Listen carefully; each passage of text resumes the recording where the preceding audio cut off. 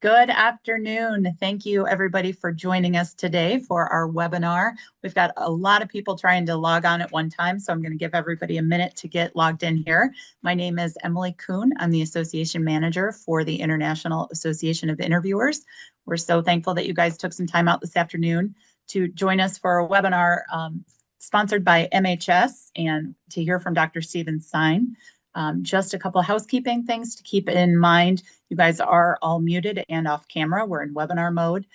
So if you have questions for Dr. Stein or anybody at MHS, you're going to have to submit those through the Q&A box that you can find in your toolbar. This will be recorded and available later on the IAI website for members to watch and earn credits for. But that said, I'm going to go ahead and introduce our Executive Director, David Lund. Well, hello, everyone. Really super excited to have you here with us today. We're going to share this wonderful presentation on emotional intelligence in action, interviewing with impact and integrity. I am beyond excited to have Dr. Stein join us today. I've seen a lot of this content personally, and it is fantastic. You are in for what promises to be a very dynamic presentation on building trust, reducing resistance, and turning tension into productive dialogue, all things that investigative interviewers need to understand. So a little bit about Dr. Stein. He's a clinical psychologist and the founder and executive chair of Multi-Health Systems, or MHS. You probably recognize the MHS logo because they're a very valued partner with the International Association of Interviewers. You see them on a lot of our collateral. MHS is a Toronto-based publisher and developer of scientifically validated psychological and talent assessments. MHS assessments are widely used in retail, education, healthcare, corporate talent, public safety, government, military, pharmaceutical, and research. And just a fun fact, MHS assessments are used in more than 75 countries in 50 different languages. Crazy. Dr. Stein has authored several books, including the EQ Edge, which I've read and I love it, and Hardiness, which is on queue in my bookshelf. And he's also advised the militaries and governments of many countries, global organizations, and translating emotional intelligence into real-world performance for all of them. So today, Dr. Stein's going to focus on what EQ means for us as influencers and investigative interviewers. So with that, I'm going to turn it over to Dr. Stein. So excited. Well, thank you so much, David. And it's great to be here. And of course, talking about one of my favorite topics, emotional intelligence, combining it with influence. What can you do to be more influential as an interviewer and get the information you want to get, and combine that all together? So let's start off with what I call, I guess, an interesting case, because I like to bring this stuff true to life and show you how these skills can actually be applied in situations. And I chose a forensic case because I assume many of you interview in the forensic arena. And you may remember a while back a serial killer, a murder case called the Green River Killer, who was actually Gary Ridgway. That occurred up in Washington State. And to me, this presents a really interesting case in the power of using the skills of interviewing to really accomplish what you want to accomplish. Now, I'll give you a few tidbits of this case. If you remember, Gary Ridgway was caught. There was a serial killing of approximately 48, 49 women who were found, and they had enough evidence to convict Mr. Ridgway. But there was a problem in that they didn't know where the bodies were, and the families were really concerned about knowing where their loved ones were buried or wherever they ended up. So they had enough evidence to convict Gary of a number of those murders. But in order to go further and maybe find where he left some of those bodies, they had a plea deal with him that he could avoid the death penalty by agreeing, number one, that he was guilty of the murders, and number two, that he would tell investigators where he placed the bodies. So that didn't happen. He did get convicted of the murder. However, when it came to revealing where he left the bodies, he tended to renege on the deal. Now, the local police were called in, and a number of people who had worked on the case, and they sat with him and they interviewed him and tried to get the information in a number of different ways. But they were just just unsuccessful. He was unwilling to sort of give in and give the information that he had already promised to give. So the police force decided to call in an expert, someone who was an expert in serial killing, and her name was Mary Ellen O'Toole. She's an F from the FBI. She's also a psychologist, and Mary Ellen is quite famous. One of our colleagues works with her, or has worked with her. If you remember the movie Silence of the Lambs, the Brooke Shields role was based on actually the real life person of Mary Ellen O'Toole. So Mary Ellen O'Toole, after about 6 or 8 months of the frustration of the local people trying to get the information, she was called in on the case. And after a period of time, not too long, she was able to get the information that they wanted. How did she do that? What did she do that was different from all the local experts who tried to pull that information out of Gary Ridgway? Well, hopefully you'll stay around to the end where I'll tell you what they tried and what didn't work, and what Mary Ellen O'Toole did that did work. And hopefully some of that will be helpful for you, even though you may not be a criminal investigator. There's a lot of times that you want to get information from people who may not be that cooperative or may not be that willing to provide you with the information. So let's talk about get into the area of emotional intelligence. And first I want to talk about us as maybe interviewers or human beings or professionals and what we do. I believe that when we go into these situations, when we're going to, whether it's a forensic situation or other, that we have a strategy, that we have something that, we've learned, we have these skills that we've built up, and they give us a long-term strategy or a longer-term strategy in terms of what we want to accomplish out of that interview. Before we walk in the door, we know that there's some information or there's certain things that we want to come away with.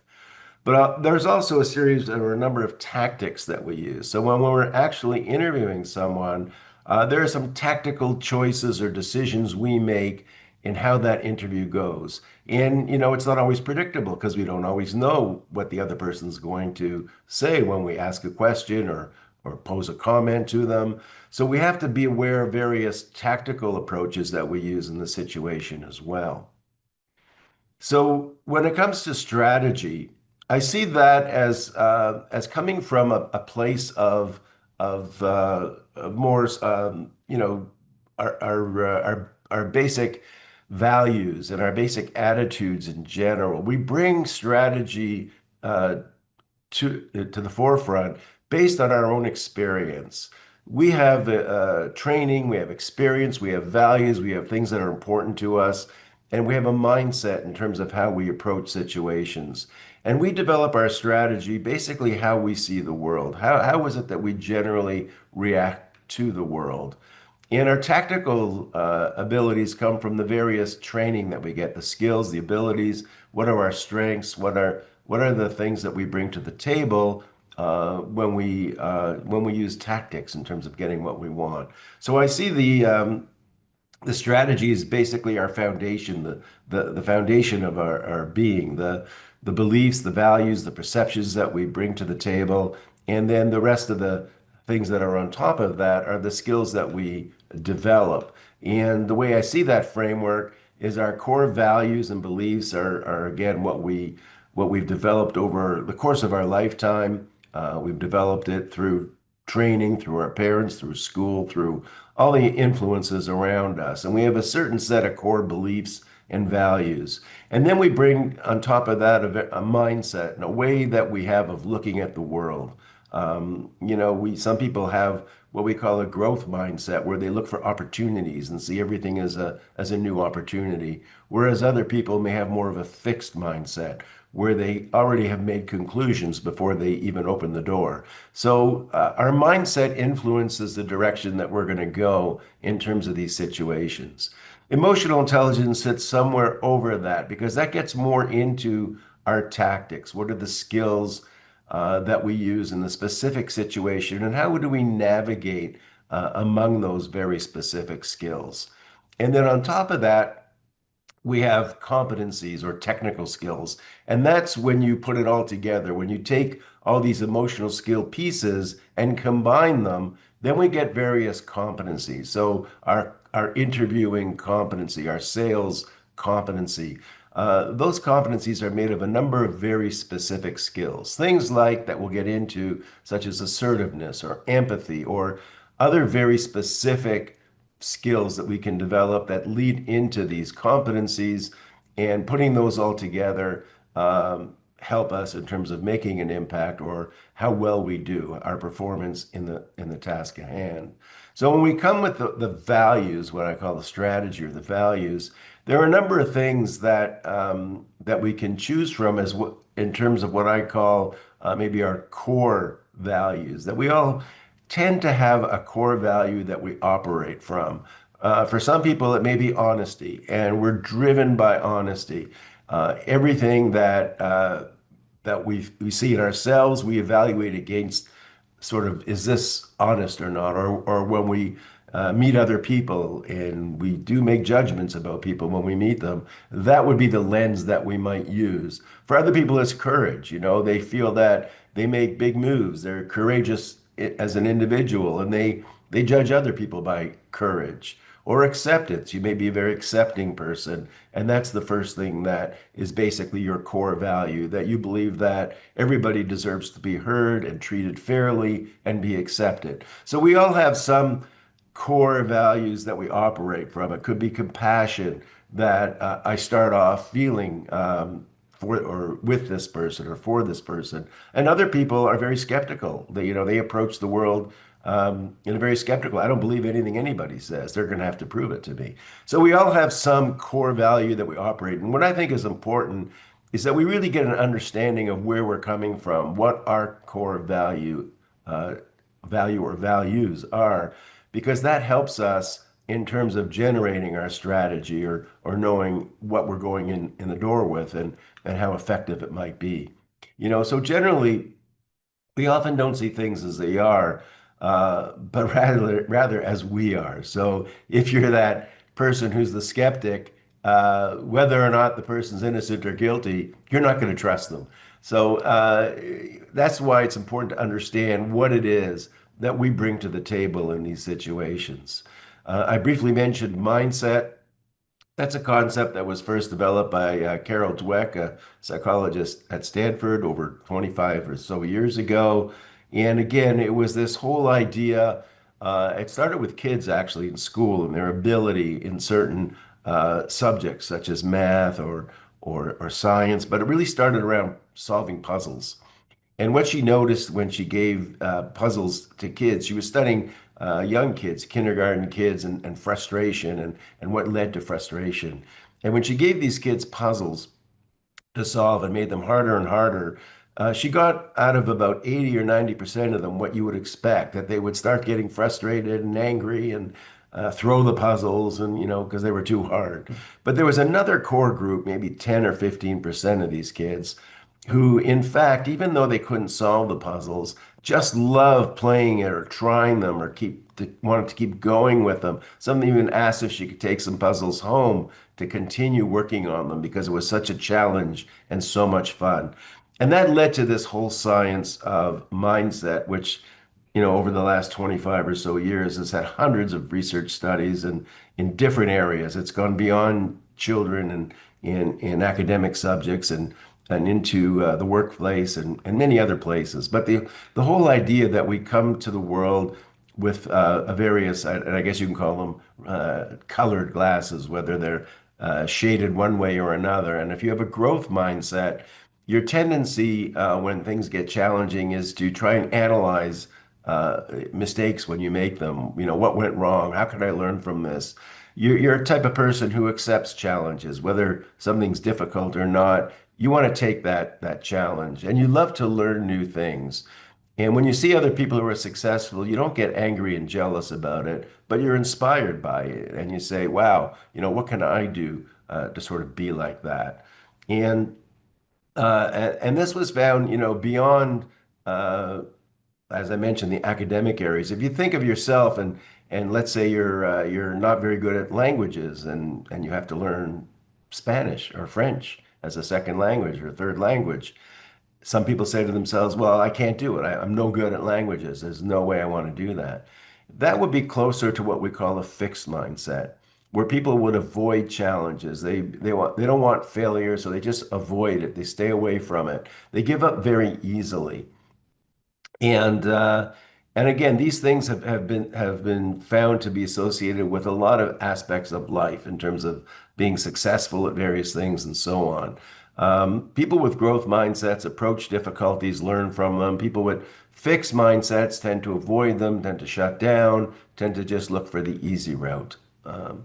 And there's certain things that, that they've been found to say to themselves along the way. Those people with a fixed mindset just see their abilities limited when they're asked to do something new. They look at things and say, well, I'm good at math, or I'm good at sciences, or I'm not, and are unwilling to try and improve, even if even if it's known that anybody can improve, anybody can learn a different language with the right methods. But like I say, these people want to sort of give up and stop and stay with a fixed kind of mindset. And people with the growth mindset, they see failure as an opportunity.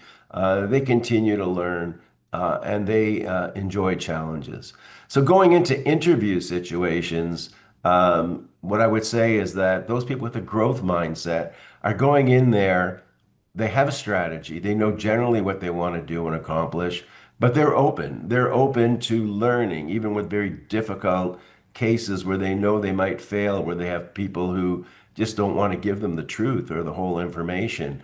They learn from that and try different tactics. And from those tactics, they learn new skills and things they can apply to the next difficult person that they have to interview.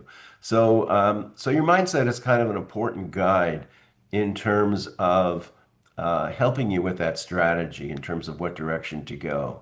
And we take into account those deeper values that I mentioned that you have within you, and we use that in terms of helping shape our mindset and where we go from there in terms of our strategy. And again, an understanding that we all have certain things that are important to us. And when I mentioned that we explore that, we look at those specific values and the core aspects of your being that's important to you. Now, tactics, as I mentioned, are more skill-based, ability-based, and strength-based. And I put emotional intelligence in there. We see emotional intelligence as, to some degree, some people are more natural and have, good skills in this area, but other people really have a lot of development to do, or they may be strong in one area of emotional intelligence, but not so strong in another area. But I guess before we get there, the first question is, what do we mean by emotional intelligence? When we started working in the area of emotional intelligence about 25 years ago, nobody ever heard of this thing. I would go around talking about emotional intelligence, and people would think, wow, that's crazy. That's an oxymoron. How can you be emotional and intelligent? We had a lot of pushback in the early days of trying to talk about this concept because people just they were disbelieving it. But now, of course, emotional intelligence is like everywhere. Like, what are the top 10 job positive job requirements or things that employers look for? Emotional intelligence is on almost every list now, among the top 10 or even the top 5 of what people are looking for. Even in the time of artificial intelligence, people still want that human component of emotional intelligence. So what is it? What do we mean by this? The definition has shifted a bit since it was first introduced in 1989 by Peter Salovey and Jack Mayer. They were the originators, the two psychologists that actually coined the term and first defined the term. And we followed that with the very first test or measure of emotional intelligence. But the definition has shifted over time as more research has sort of come out. And again, there are hundreds of studies since those early days demonstrating the importance of emotional intelligence. But there's 3 things that more or less unite the different definitions of emotional intelligence. And the first factor that all the different definitions that have arisen include is that ability of identifying emotions or emotional information in both yourself and in other people around you, right? So people who are high in emotional intelligence, they have a good sense of how they're feeling. I could, stop right now and say, oh, I'm feeling excited about speaking to you. I can feel it. Or I feel very nervous. I feel I'm going to be judged. I feel anxious. So being high in AI, you have a good fix on where you're coming from and how you're feeling. But in addition to that, you're really good at reading others. You might be the type of person that, you walk into the office in the days when we had offices that we went to, and you would see somebody, you greet somebody and say, "How are you?" And they say, "Oh, I'm fine." And you'd be able to look at them and say, "Uh-huh, I don't think you're fine. Let's talk. What's going on?" Your ability to read beyond the words, to know what somebody's really feeling, that's one of those key aspects of emotional intelligence.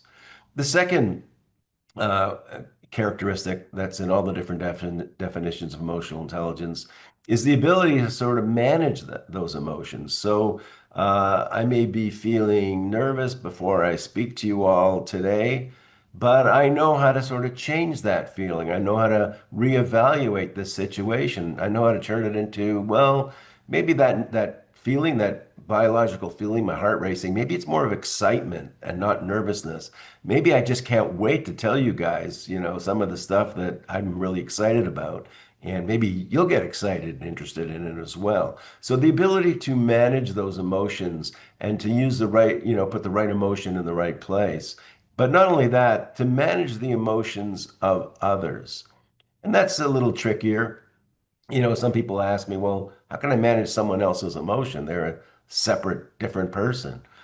Well, you may have a sibling, a brother or a sister, and you may have sometimes found they know how to push your buttons to get you going about something. We can manage other people's emotions for the better or for the worse. If someone's in despair, we can comfort them, right? We can try and change their emotion by being comforting and helpful to them. So people high in this skill not only manage their own emotions, but are good at working with other people and influencing their emotions. And in interviewing, this can be really important because you go in and interview someone and they're really mad. What the heck am I here? Who are you? Why do I have to see you? People high in EI are able to turn that situation around and get that person to be cooperative. And people who are really high in emotional intelligence can do it relatively quickly. They know how to turn those situations around relatively quickly by both verbal and nonverbal cues in dealing with people. Finally, the third characteristic, and one that we've been looking at for a while, is the ability to focus your emotional energy on some required area or response to get things done. So if we started off, we were looking at athletes, professional and Olympic athletes, and looking at what really would drive those athletes. And what we found is that regardless of what was happening, they were able to um, turn on the right emotion to perform at the right time. So that's one of the factors, one of the key things we saw in those athletes. Why is that important? Well, for people at work, there may be times that you have to get a presentation done, maybe certain projects that have to get done. In order to get those done, you have to be able to put yourself in the right mood, in the right place to get those projects done. So the ability to focus your emotional energy on the required behaviors to get things done. What do we know about people high in emotional intelligence? Well, as I mentioned before, we've done a lot of research in this area, and we've learned a lot about people who are high in emotional intelligence. We've learned, for example, that they tend to be very self-aware. As I mentioned before, they know how to read themselves, they can understand themselves, they have a good sense of who they are and where they're going. They also are good at expressing themselves. They express themselves very well. They're assertive, and this is again these are all important in interview context. You have to be able to show confidence and express yourself well when you're meeting with someone and trying to get a lot of information that you need from that person. They also have good interpersonal skills. They get along well with people. They get along well with peers. They get along well with supervisors. They get along with subordinates. They really have a good set of interpersonal skills that can win over people, and that helps them get further in life.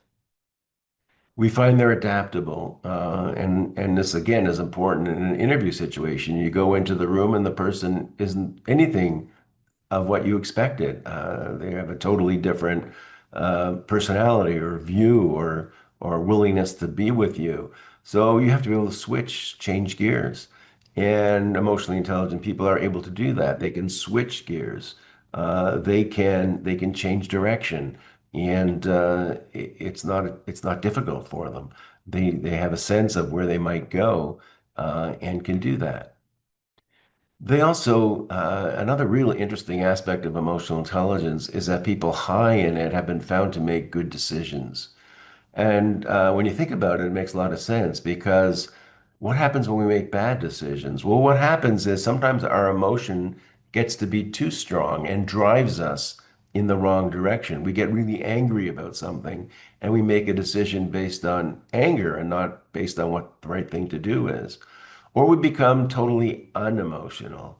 We don't care. We make a decision just haphazardly and don't put the right emotions into it.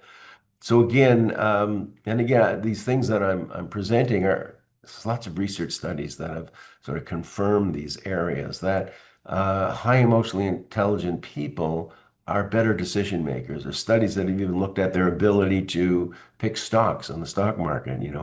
I was going to test my brokers for emotional intelligence to make sure they know how to make good decisions and don't make rash decisions as the market changes. So decision making is a real important one, and it's important for interviewers as well to be able to make the right decisions, the right path to go in where you're going to take an interview. Managing stress. I mean, who doesn't have stress these days? I think we're all stressed out to some degree for a variety of different reasons, but uh, high emotionally intelligent people are better at handling stress. They manage to either decompartmentize things, they manage to calm themselves to a point where they can make good decisions. They manage to deal well with stress. They take control of a situation. They don't get phased by it or thrown off by it. These all go together with emotional skills. Now, there's been, as I mentioned, hundreds of research studies looking at emotional intelligence and the effects of high versus low EI. But this is just one set of studies finding that people with higher EI have greater job satisfaction. Their performance is better at work, and that only makes sense. If you like what you do, chances are you're going to be better at doing it. They also have what psychologists call more good citizenship behaviors. There's a lot of research in the field of organizational psychology looking at people who are disruptive in the workplace, who sabotage people or things versus people who go out of their way to be helpful and to be good in the workplace, to help other employees, even though they don't have to or it's not part of their job. Maybe to put in extra time to get a project done, to do good for the organization. They call that citizenship behaviors. And they found that people with high emotional intelligence tend to produce more good citizenship behaviors. Other research has found that the importance of managers' emotional intelligence, if you get an increase in their skills, or at least their interpersonal skills, from the 10th to the 90th percentile, you would get 60% reduction in turnover. So the manager's influence on people, it's very significant. And you could just think, some of this you think was common sense. You can think of some of the people that you've worked for in your career and those that you enjoyed working for and those who you couldn't stand working for. Chances are it's not because they had a high IQ that you enjoyed working for them. Chances it was because of these other factors that they listened to you, they cared about you, they're empathic, they wanted to see you advance, they looked out for your best interest. These are the skills that we find to be really important in these situations. So we measure it based on the model called the EQI 2.0. As I mentioned, that was the first emotional intelligence test developed. And again, much of the research in the area of emotional intelligence is based on the EQI 2.0. And it breaks it down into 5 different areas with 15 sub areas. So we talk about self-perception, our ability to see ourselves, to be honest about ourselves, to understand our own emotions, our ability to express ourselves, our self-expression, our interpersonal skills, our ability to develop, maintain relationships with others, our ability to make good decisions, using emotional information in an effective and in a meaningful way, and then our ability to deal with or manage stress. So when we measure it, we have large, samples of the population, like thousands and thousands of people, and we've been able to sort of gauge individuals against groups of people and to see where they fall. But what's really important is not so much how high you may be necessarily, but what are your top skills versus your lowest skills? What are the areas that you're doing better in versus those that you find more challenging.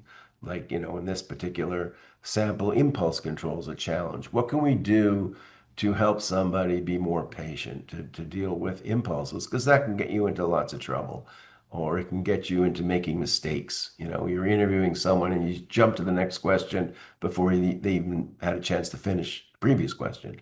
So we take these skills, these tactical skills, and you can work with people to try and improve them. And again, there's lots of data, lots of evidence on how you can improve these particular skills to be more effective as an interviewer. But usually start, as you would suspect, with your own self-awareness of learning how to recognize your own feelings and why you're feeling in a particular way, and how you might be able to change that feeling, or why you might want to change or not want to change that feeling.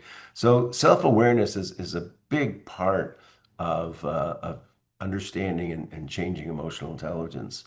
And when we coach people, it's usually what we start with. And we usually start with a series of questions to help understand, where they're at right now in terms of how aware they are currently of their emotions. Do they know what their triggers are? What are the things that really get you going one way or another? What are the things that take you out of your comfort zone? How do we sort of get you more on edge with something? Uh, and how aware are you when things happen, when your emotions change? And do you manage those? Do they change consciously or do they tend to change subconsciously? And when you're emotionally drained, what do you do to sort of bring yourself up to replenish your emotions? And then we use skills, tactical skills, working with one of the things we learned working with athletes is the use of visualization, for example. Um, it's a very good skill in terms of changing not only your emotions but also your mindset at the time, and giving you again improving your strategy and your tactical ability to go in and deal with the situation before you go in to what's going to be a really difficult interview. How can you use visualization to help map that out? Map out, what if this happens? What if that happens? What will I say? How will I? It's rehearsing in your head what the outcomes might be and how you might deal successfully with them. So these are all part of the self-awareness of knowing what my feelings are, what my triggers are, what my skills can be in terms of going forward with the interviews. The other thing we do, and this is also super important in interviews, is the whole concept of empathy, which is one of the areas we measure. some people, as I mentioned in the earlier example, are really good at walking into a room and reading an individual or even a room, the mood of the room. And and they tend to be right on. They tend to know that a person is anxious right now, so I better be careful or question them one way as opposed to another way. Or the person may be, angry and ready for a fight. So how do I diffuse that right from the start? So the ability to be empathic, the ability to read where the individual is at, I would think is an essential skill for anybody doing interviews as part of their work. You really want to be able to read other people and understand where they're coming from. And that will help guide you on these tactics in terms of taking them down the road you want to go, right? If they're angry and don't want to cooperate with you, what can you do to turn that around by understanding where their anger is coming from? Maybe you can redirect them into an area where there may be some benefit in giving you the information that you want, right? How do you do that? How do you do that turning around? Well, we're going to talk a bit about that. One of the things we found during COVID was a lot of managers or leaders were getting what we'd call burnout or fatigue. And we noticed we were testing people's emotional intelligence way beyond before the pandemic hit, during the pandemic, and after. And we looked at some of the changes in leaders that happened during the pandemic. And what we found was a bit of a shift in some of these emotional skills, and two in particular. We found that going through that difficult period of time, and everybody was working remotely at the time, or people we were looking at, the leaders, they were becoming less empathic.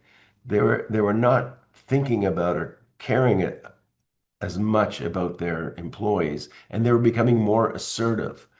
They were more focused on making sure things were getting done, that you were listening to me, that you were doing this task and that task, and they became so much in terms of assertive and fear of things not happening or getting done or falling through the cracks that the empathy dropped. And that was another sort of part of the cause of burnout for a lot of the people who work for these leaders because they felt they weren't being heard, they weren't being understood. They had things going on, they had family members at home with them who were struggling, who had certain issues, and they weren't being understood or heard. So we have to be careful that when we have these skills, that we know how to balance them, that we use them in the right balance in order to be effective.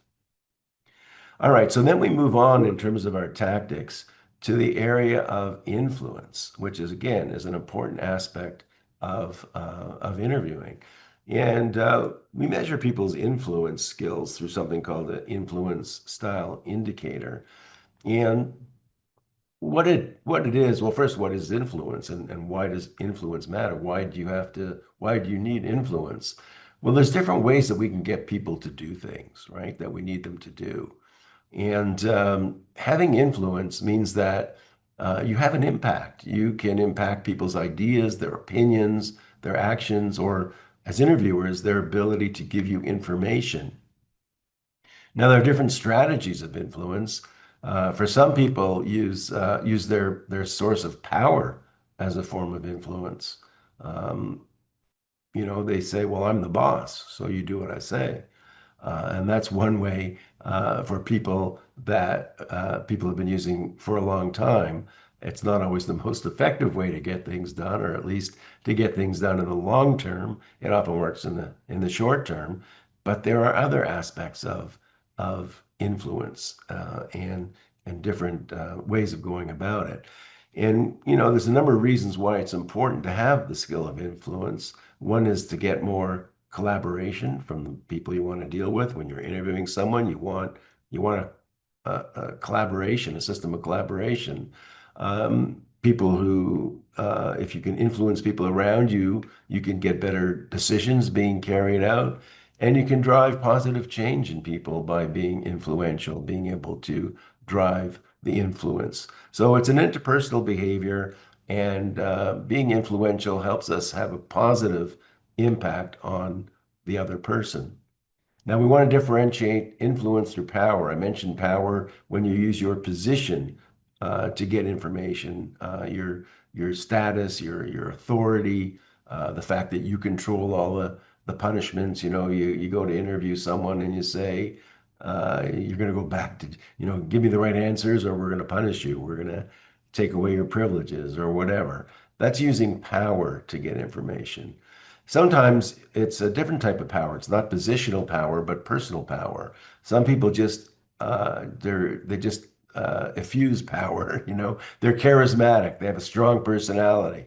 People see them in the room, and suddenly they sort of see this person as a powerful person because they just have that ability to sort of take over the room, and people respond to them. But power tends to be more about authority, as I mentioned. People with high authority have power, but influence is more about the impact you make without needing authority. You don't need to be the person in charge. Or when you do your interview, you don't have to throw power at them in order to get the information that you need. There are other ways of doing it. And this is the model that we use when we talk about using influence to get the information you need. We all have a sort of styles that we use of influence, and it may be one or more of these different styles that I'm presenting here. But we tend to have a preferred style, one that we use more often than others. And if we're aware of the style that we use, that can help us because there are times that we may want to change our style in a certain situation. It may be more beneficial in helping us get the information we need to get. So we use this tool, this instrument to help people get a handle on what their style is, their influence style. Where do they tend to lean to when it comes to needing information? So the first style is asserting. And people who use asserting as a style, they like to debate. They like to insist that they have the right ideas. They want to be heard. They like to challenge the ideas of others. And in some cases, that can be useful. You can go in there and say, I know what happened in the situation. I know what was where you did or what you did, and please come on and fess up and whatever. So being assertive, debating the person, at times that can be helpful. Another technique is rationalizing, and that's where you use logic and rational reasons, data. I know you were in the room because I found your glove. So tell me what you're doing there. Using logic or data to sort of get the person to tell you the information that you want to get from them. Another technique is negotiating. So you compromise. You say, okay, if you tell me what you did last night during 8 o'clock, I'll let you have an extra privilege or whatever. You compromised, you give concessions. As I mentioned before, with the Green River Killer, he was spared the death penalty for cooperating or saying that he would cooperate. It's a negotiation. It's a compromise. Inspiring is another whole area that is used. And that's by presenting, shared purpose, that we're both in this together. We both want to get through this. We both want a solution that works for both of us. We want a win-win situation. So you use inspiration to try and to win the person over and get the information you want. And finally, bridging.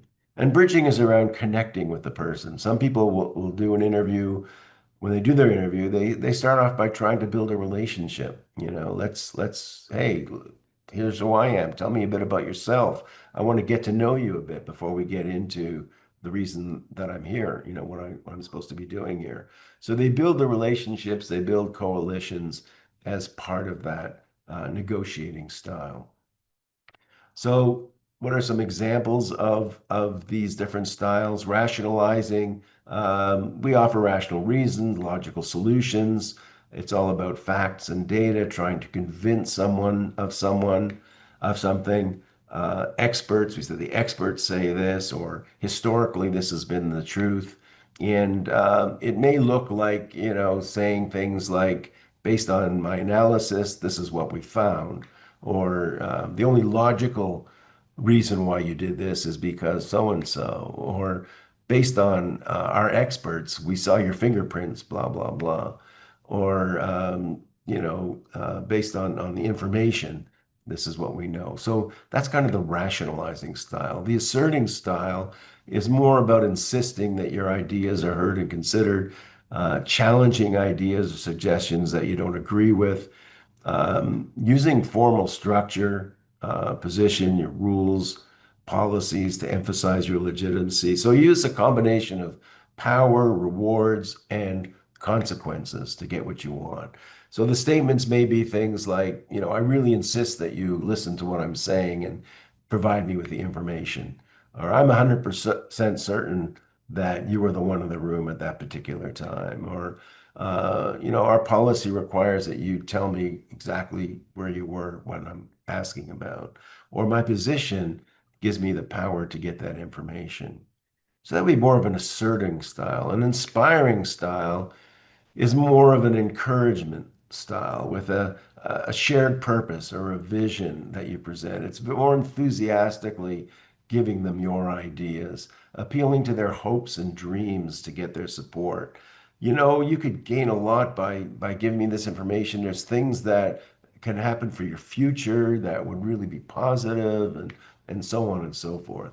Using stories, metaphors. I once worked with somebody who was just like you, and they had all these difficulties. But by the end of our interaction and when we dealt with what we had to deal with, that person did really well in life. Everything turned around for them. Things became totally changed. So your ability to use stories, metaphors would be part of inspiring.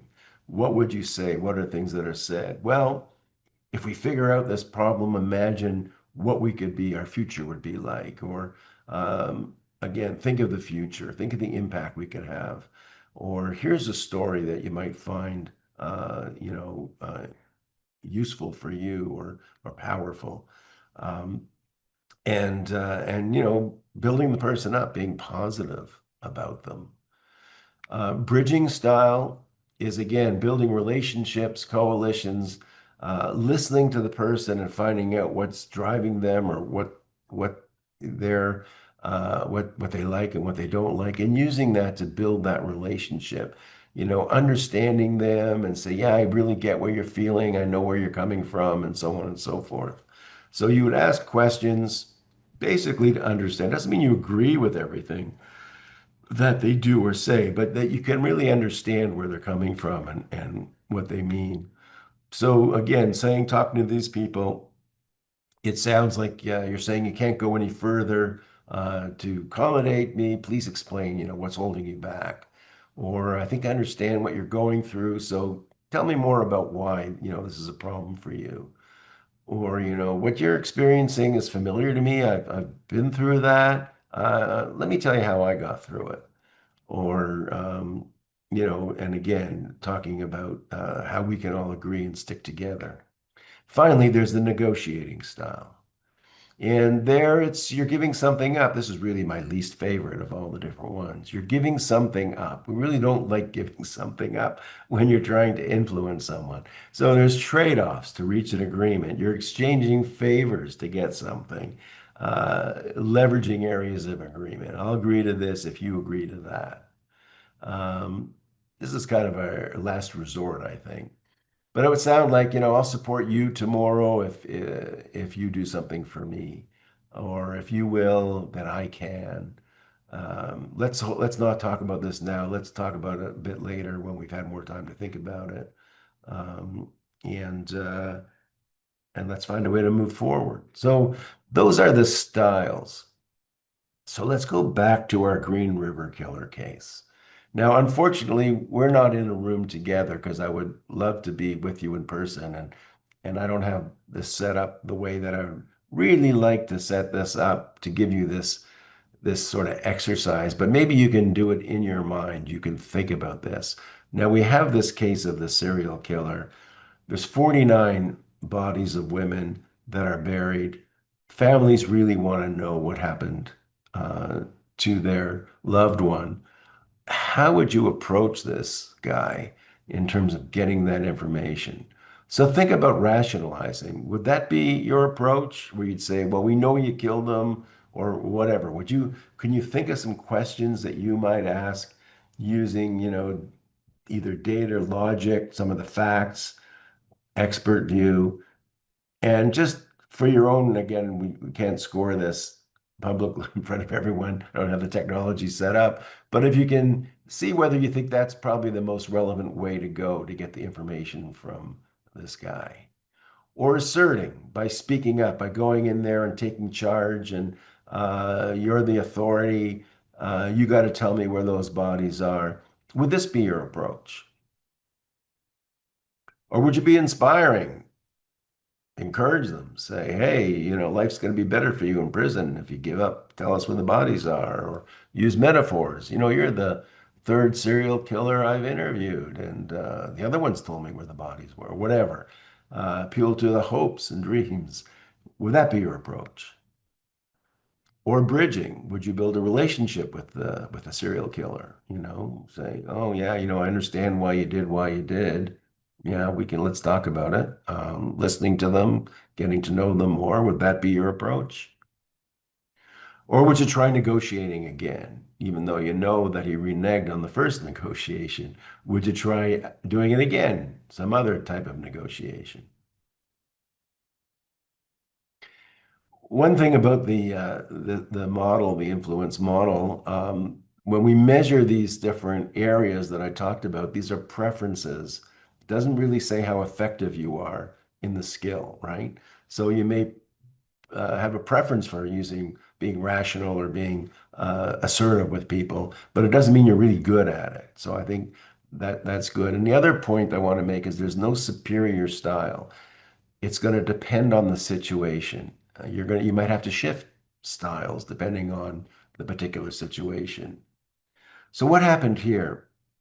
Well, interestingly, when the local investigators were questioning Gary, a lot of their appeal was to emotion. They said things like, think of those families. Think about how they must be feeling, right? They must be, you've got to help them because, you know, we've done this for you, and you've got to do something for them. They're in agony, they're hurting, appealing to his emotions, to his empathy, uh, and if, and just it's that didn't work. Didn't work at all.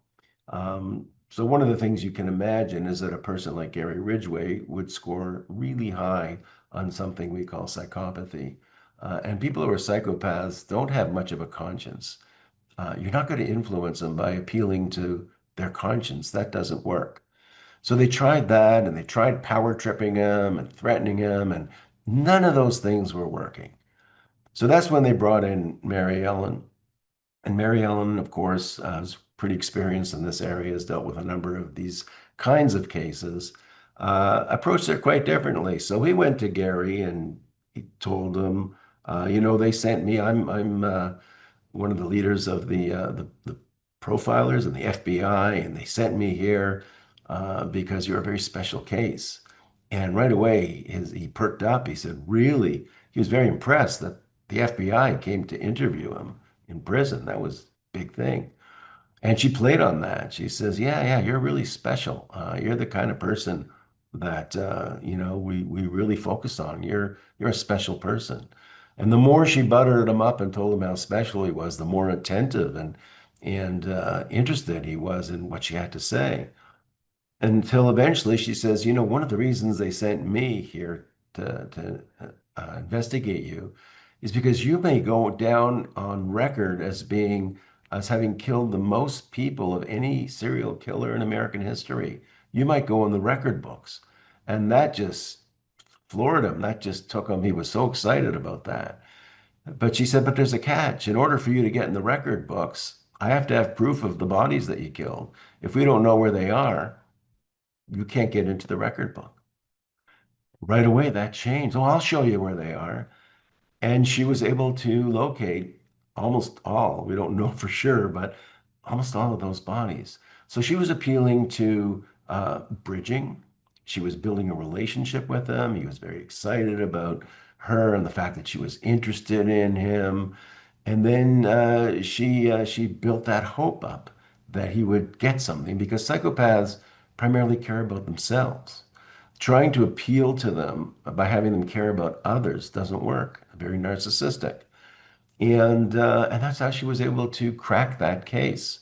And that made her pretty famous, although she was already pretty well known before that.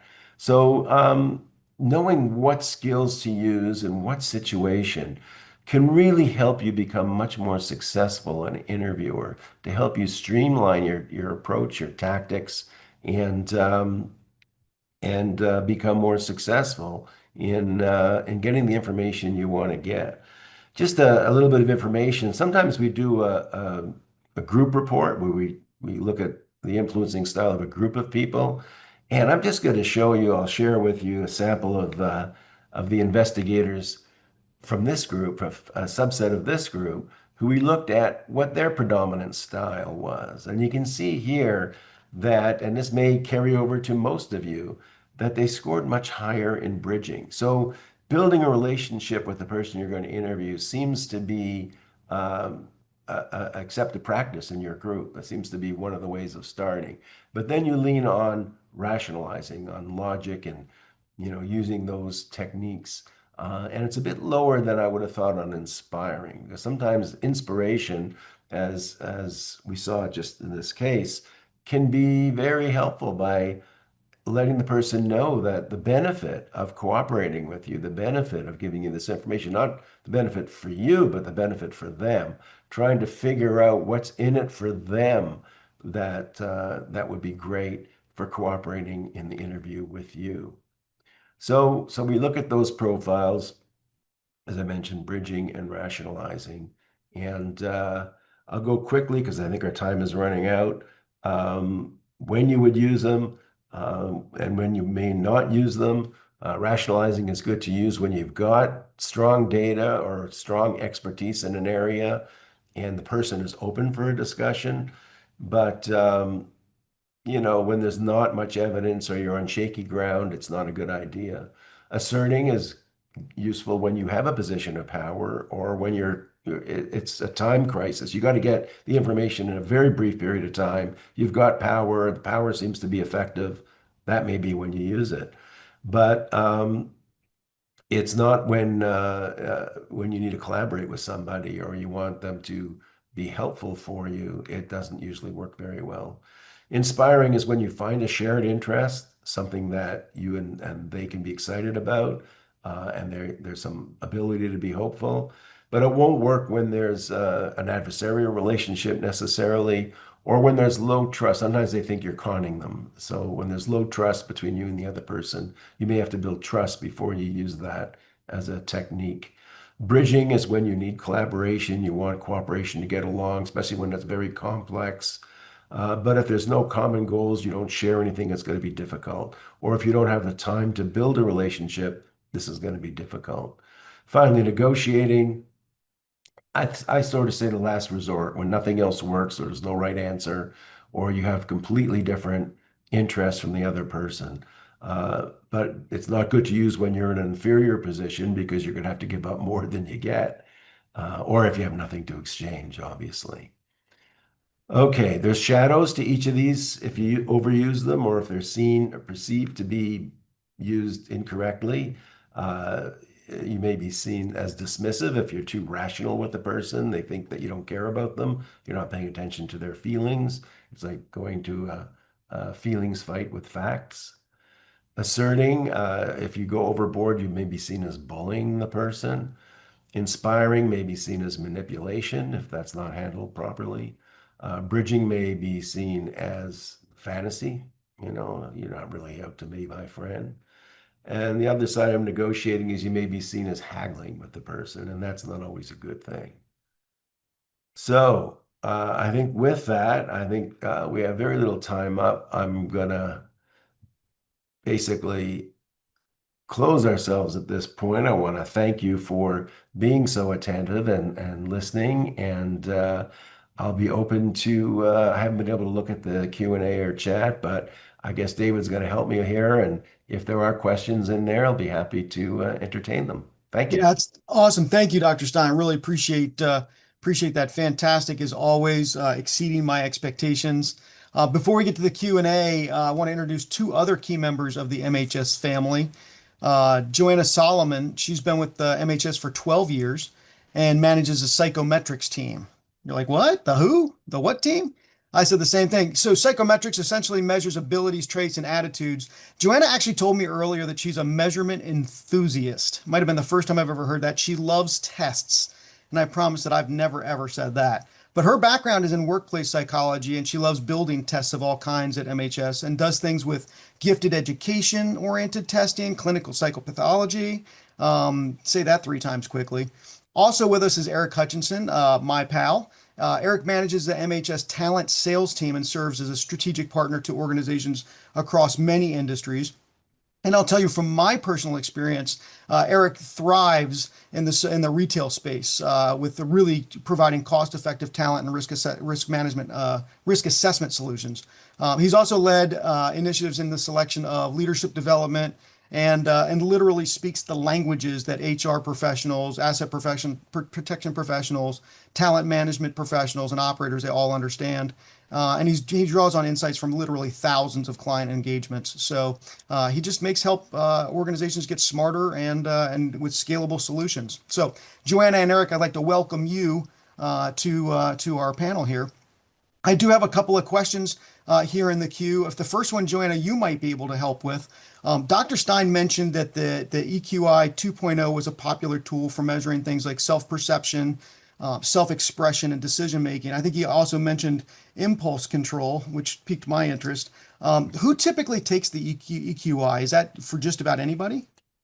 That is an excellent question. Yes, I mean, really, it is suitable for all sorts of people in all sorts of industries and roles.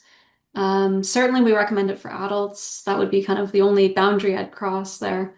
What I think is especially interesting with the EQI is that it's mostly self-reported. You fill out the questions thinking about your own behavior, but we actually also have an EQ 360, which is a 360-degree rater-informed version. So I could fill it out about myself, I could ask Steve to fill it out about me, and I could ask Eric to fill it out about me. And that's actually way more like rich information to get a sense of, is my impulse control actually something I should be concerned about? Are you guys seeing something that's a blind spot for me?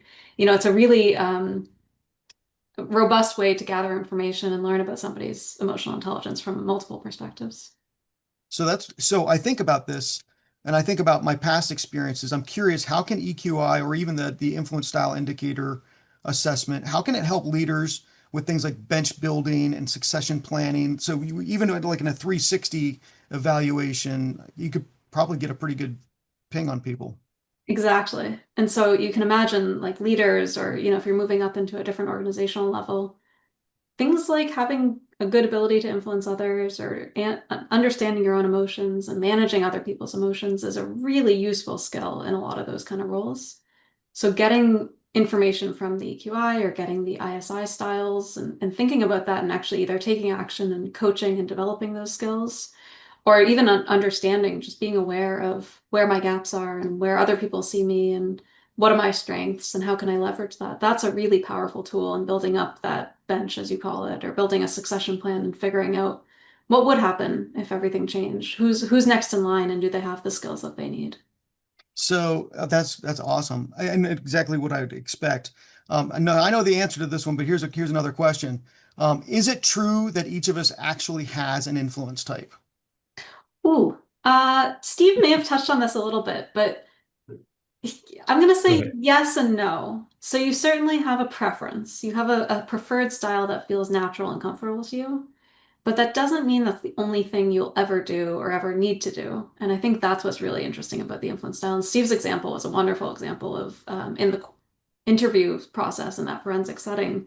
You can try many different styles until you figure out what hits. And especially like in organizations or in regular life, just because my preferred style is what comes naturally to me does not mean it's always the right thing for that scenario. So being self-aware enough and having the emotional intelligence skills to figure out how to read the room, what do other people need to hear from me, what will motivate somebody that I'm trying to motivate, And using those pieces of information together, I think would make it the most powerful. So you have a style that's your preference, but I don't think it's locked in and permanent.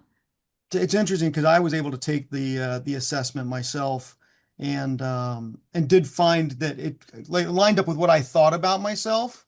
I shared it with my wife and she's like, yeah, no. So, so I get your answer. Yeah, maybe, yes, no. Do you find that what's your preferred style is not what's most successful in like a interpersonal relationship with your wife versus what you might do at work? Yes. So that's so funny you ask because I find that my style does work for me professionally, but doesn't work at home. Yes, so So that makes yeah, sense. So you have a natural state, but obviously you've learned over the years of being married that maybe there's I other think I have to accommodate differently. a good example. Happy spouse, happy house, right? Exactly. So, Dr. Stein, question about the case that you may or may not be able to answer, but with the interview with the serial killer and the fact that his victims, it seems like they were all women. Did Mary O'Toole have to take a different approach into account because she's also a woman? Um, a different approach? You mean from the previous interviewers?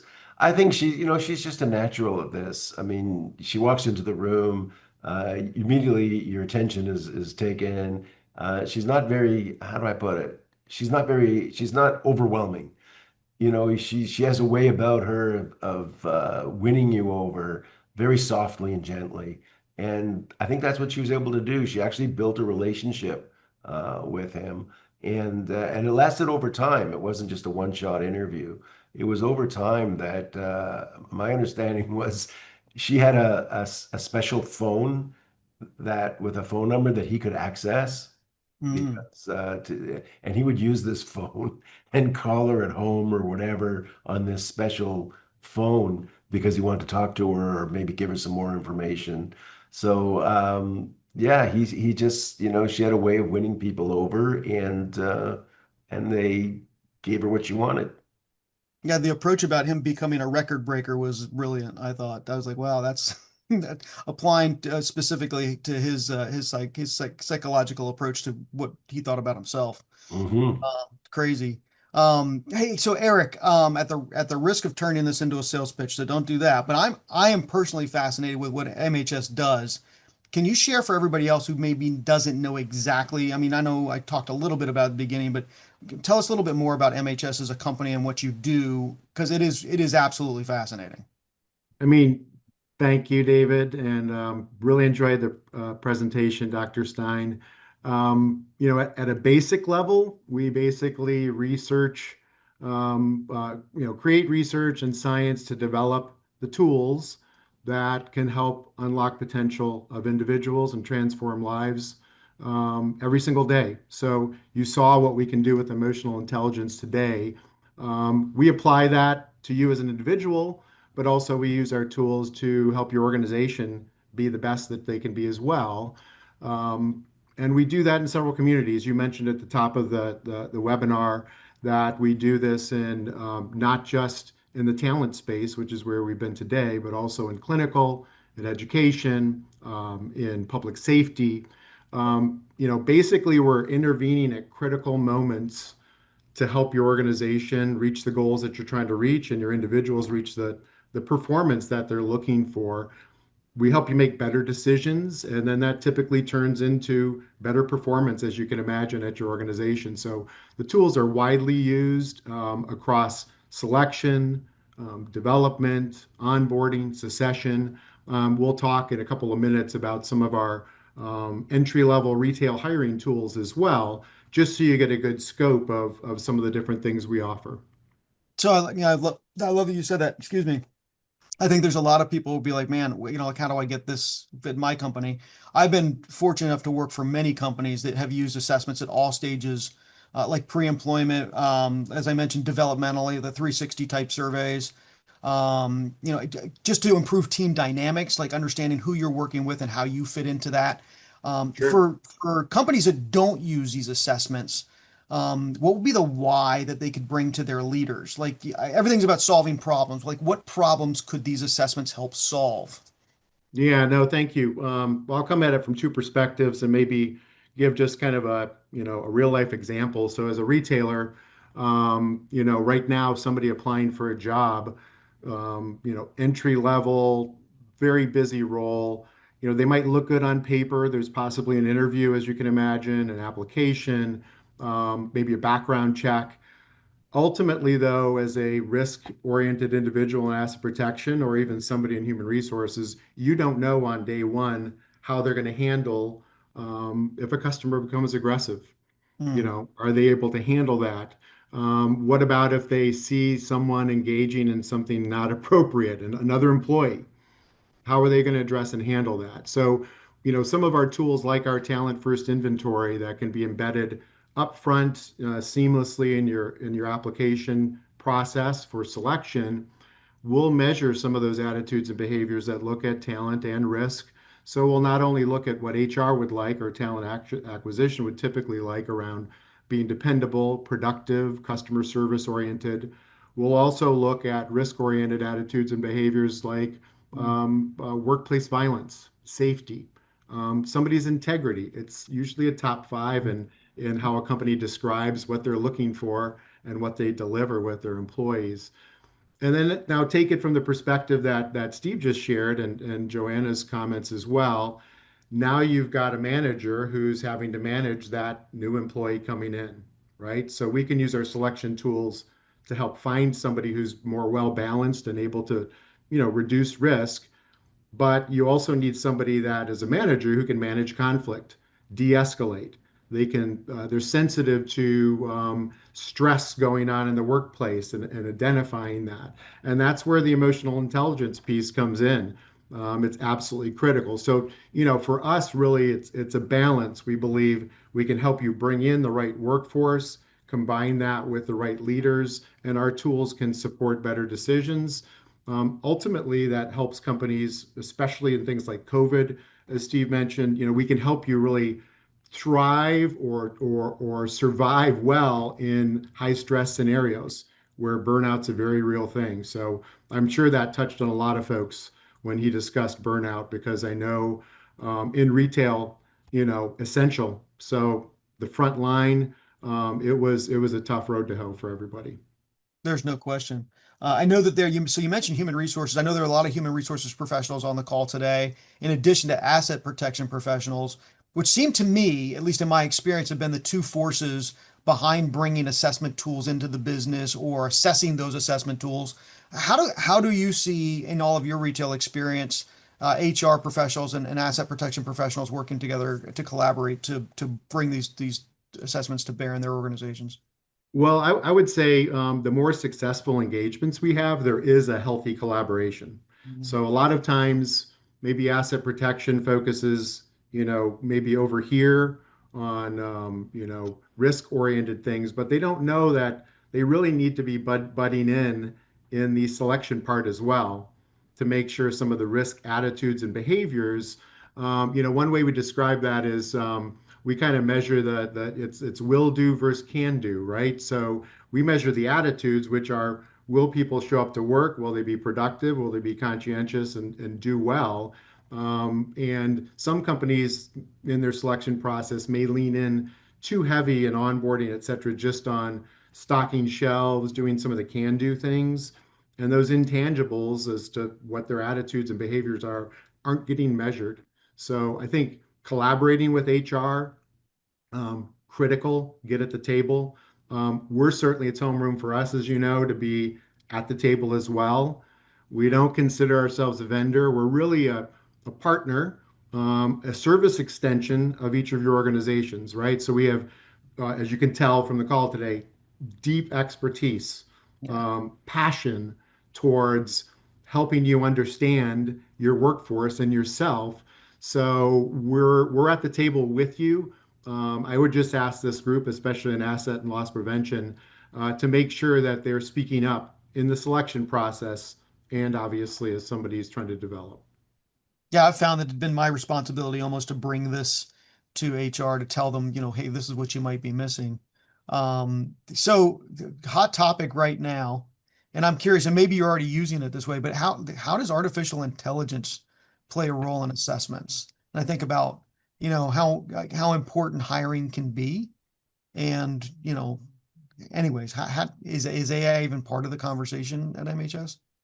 It's big. It's a big part of the conversation. AI, is infiltrated our industry, not always in a bad way or not always in a good way, but we absolutely have a point of view here, and I'm going to kind of share a little bit, and I'll invite Joanna and Dr. Stein to add more. But for us, it's you've got to keep human judgment or the human in the loop. So when we potentially use AI for various things, it's not without human oversight. We have to be very transparent about how it's being used, the outcomes. Anything has to be very explainable.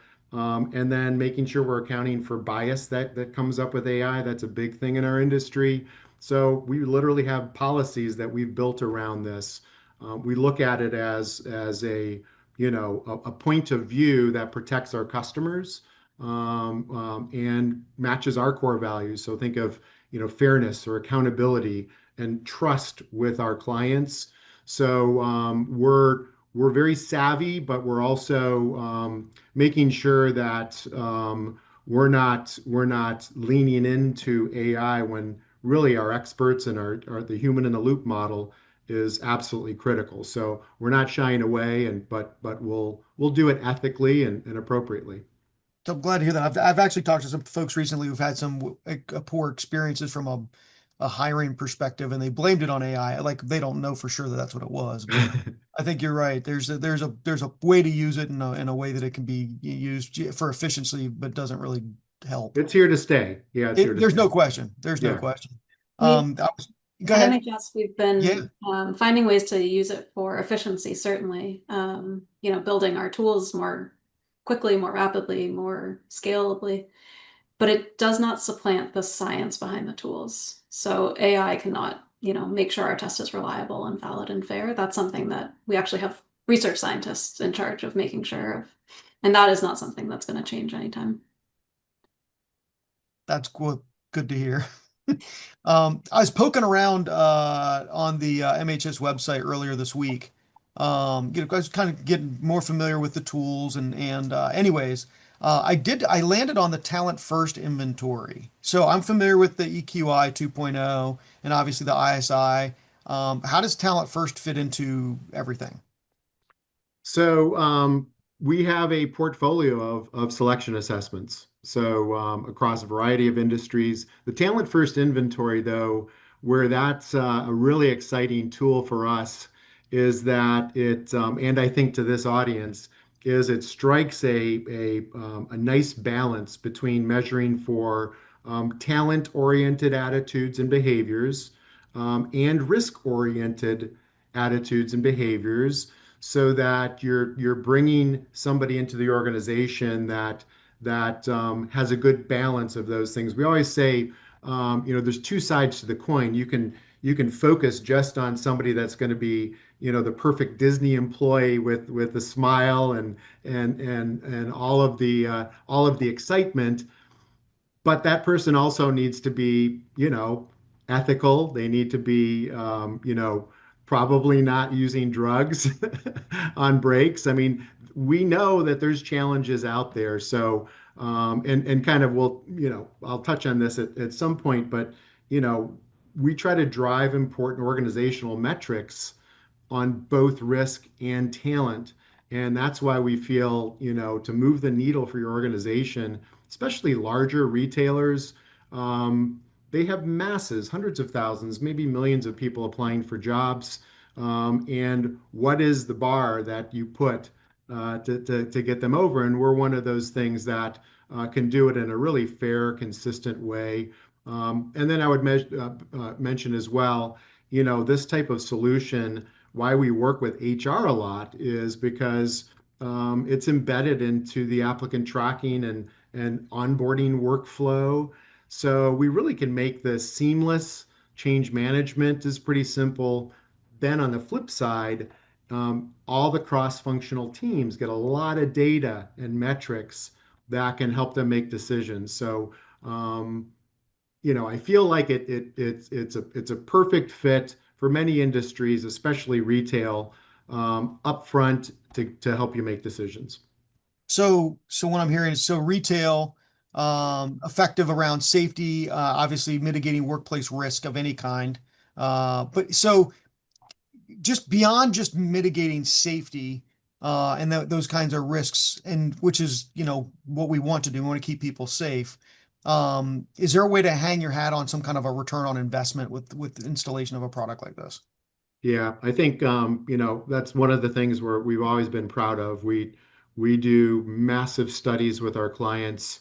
One we just completed had again that cross-functional balance of talent needs. So addressing things like time to hire or turnover. So that's usually a big one because that's a major cost. You talk about return on investment, but at the same time, we're measuring metrics around workers' compensation claims, employee violence, which is tracked, whether it's reaction to a customer, incidents, and a study we just finished, 20% plus drop in turnover, over 14% reduction in workers' compensation claims, another 20% in employee violence. A bunch of other metrics were collected, and they all kind of mapped to what we're talking about, and definitely helped the different functional areas. We talked a lot about asset protection in HR. Think of operations. They're usually very anxious about using a tool like this because they feel we can't staff our company, we can't staff our registered, we won't have enough people. And that's completely unfounded. We're put way up in the process, and the pass rates are relatively high, but those that are kind of called out as too risky, there's good evidence to support that, and obviously the ROI is there. Some of our larger customers see millions of dollars of return because of the cost of turnover and different safety and violence incidents. That was actually in my previous lives where I kind of hung my hat, was the fact that people didn't go through the process further. Not that they weren't eliminated because they're bad people necessarily, just excuse me, they just don't align with the values that you've got into the assessment. And then, it's if they think it's okay to, use drugs at break time, then, maybe you're just not a good fit for the company. Yeah, and there's a misnomer out there. Some people say, again, going back to that operational concern, a typical upfront application, people that would apply to hire ratio is 15, 20, sometimes 30 to 1. So you can afford to have a few people that are going to represent a lot of risk to your organization or don't fit your culture or values, and just have the wrong attitude at this point in their life. I'm sure I probably fit that criteria at some point in my life. But you're able to really do everybody a service with having a well-validated tool. The other thing to note is they're fair to all protected groups. They're easy to administer. So it's sort of a why not? Why wouldn't you do that? So I just got a little bit too salesy there, Dave. Sorry. Hey, it's okay. I get it. Excuse me. I'm so sorry. What haven't I asked you that you wanted to talk about today? I don't have anything else. I would just say that, as a company, as you can see from the people that you've talked to, we're like everybody else in our company. So it's a very passionate company, very knowledgeable.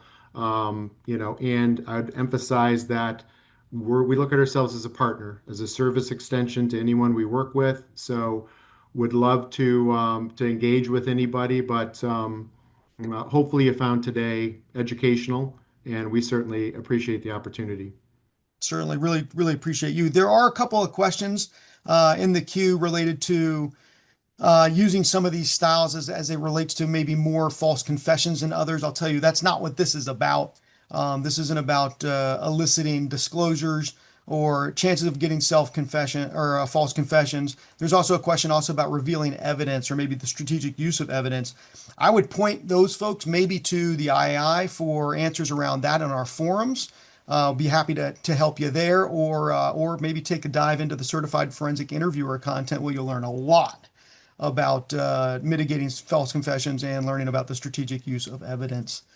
So with that, I would just love to thank our friends from MHS, Dr. Stein, Joanna, Eric. Thank you so much for joining us today. It's been such a treat to have you and hear from you all. There's been a lot of commentary in the chat about getting copies of this deck. For all of you who were registered, you'll be able to see this again recorded, but I don't think we'll be providing copies of the deck.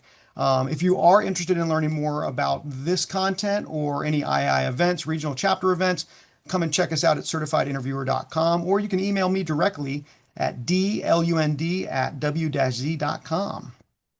That's what we got. With that, we'll just say thanks to everybody. Thank you. Thank you. Great. See y'all. Yeah. Bye-bye.